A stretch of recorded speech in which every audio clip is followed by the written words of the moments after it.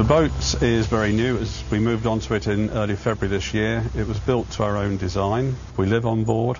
It's 60 feet long and it's lovely and warm, comfortable, cosy. It's lovely. This has been our dream for 16, 17 years, and when early retirement came along, it was an ideal opportunity to live the dream. We're absolutely delighted that whilst we've been here at the festival, our boat has won the IWA's Cressy Award, for which we have this lovely Buckbecan to keep for a year. Where we're actually going to put it, I'm not quite sure, but it's awarded for the best liverboard boat that's judged at the show. And to our surprise and delight, we've come away and won it. There are many competitions and awards to be won throughout the day, from the best working boat to the best kept galley. We're in the galley. This is the part of the boat which I've won the competition for. It's quite compact, really. This little Welsh dresser, I do actually use these plates because I think when you're on a boat you can't afford to have something that you don't use. And this is the cooker, as you can see. The fridge is in this cupboard. It's a low voltage one. There's the wine rack there. There's everything at hand, you know. It's very compact.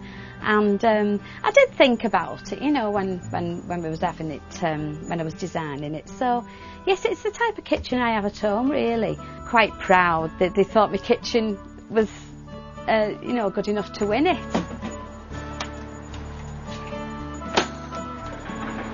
There's 439 boats here. They've come from all over the country, and people stay on them. A lot of people come to work at the festival because it's put on by volunteers. The volunteers work hard to make sure the history of the canals is there for all to see.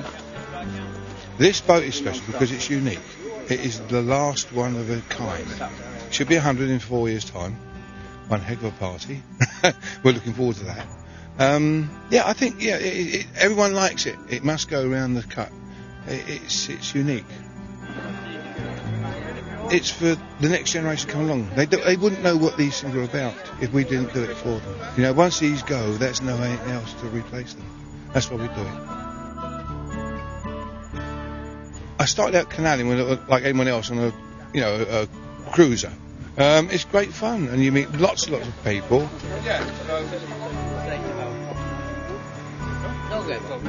I certainly recommend canalling. It's so quiet and peaceful. It's a perfect escape from the rat race. It's a completely different pace of life.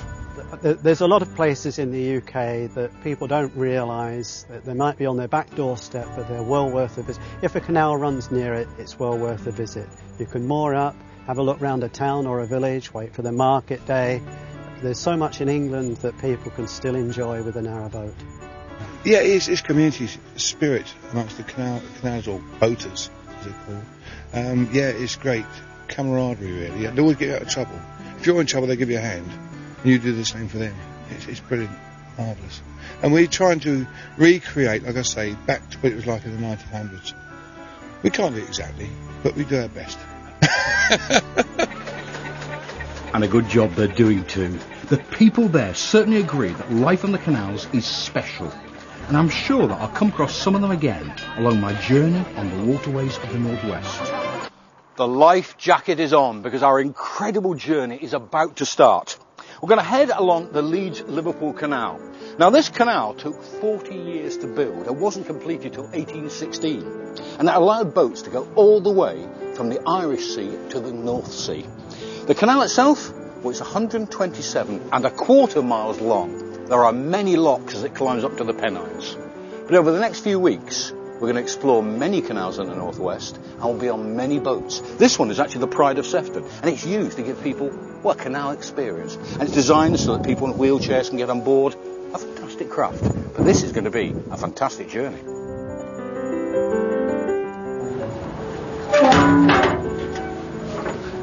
Drawbridge up.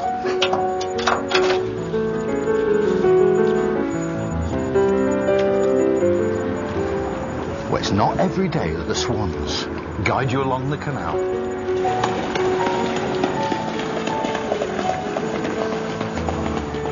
Look at those wings. Oh, they're all going now. Wow, now that is a sight.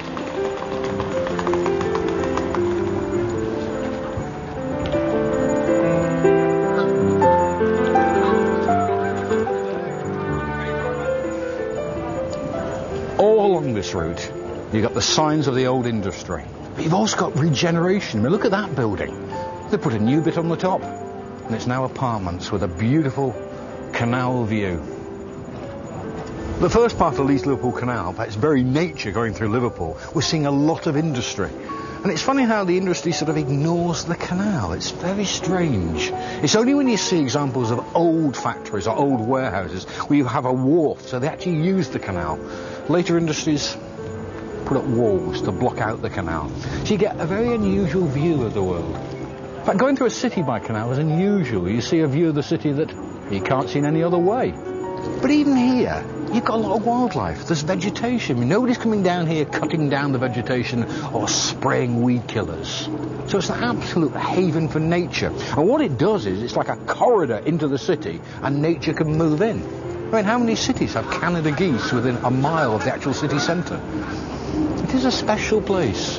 And you might sort of think, oh, it'd be pretty ugly going through an industrial area. But in a way, it's quite fascinating. Well, we've got a loading bay there, or loading and unloading. Beautiful piece of cast iron from a factory long gone, I suspect. Bit of our industrial heritage. They certainly knew how to make warehouses look attractive. After all, it was just a warehouse. An architect went to a lot of trouble just to design it. So it was an interesting building, functional and interesting. 1874. It's older than me. Well, no smoke comes out of the chimney anymore, but it's still got a use.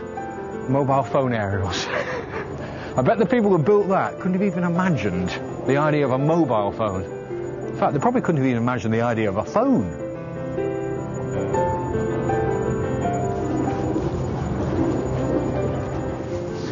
Look at that, a fantastic canal-side warehouse. And the wharf here, where they would have unloaded and loaded boats, it's all been breeze block up now. But you can imagine the boats would have tied up, the cargoes have been taken on and off.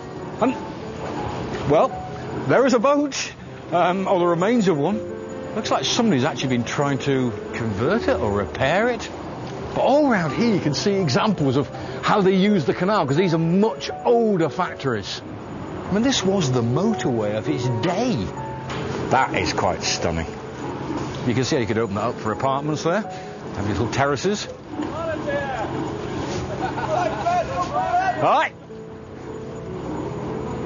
The canal towpaths were created to do exactly what the name suggests, for towing the boats along the water.